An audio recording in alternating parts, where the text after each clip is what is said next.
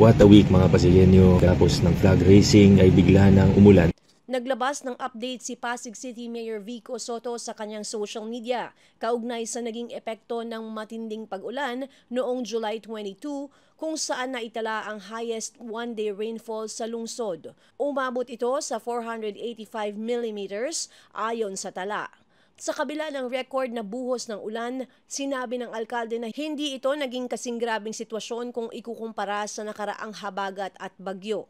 Inaasahan pa umano na lalong bubuti ang sitwasyon sa mga susunod na panahon dahil sa kauna-unahang Comprehensive Flood Control at Drainage Master Plan ng Pasig. Pinasalamatan ni Mayor Vico Soto ang mahigit 3,000 empleyado ng pamahalaang lungsod na pumasok sa trabaho kahit kasagsagan ng bagyo. Gayon din ang mga volunteer at NGO na tumulong sa disaster response. Ang update ay bahagi ng kanyang 90-second weekly recap. Marami ang mag-aabang kung meron pa ulit sa susunod na linggo. Ako si Luan Peñano para sa latest ng iNews Pasig. Balita, buhay, Pasigenyo.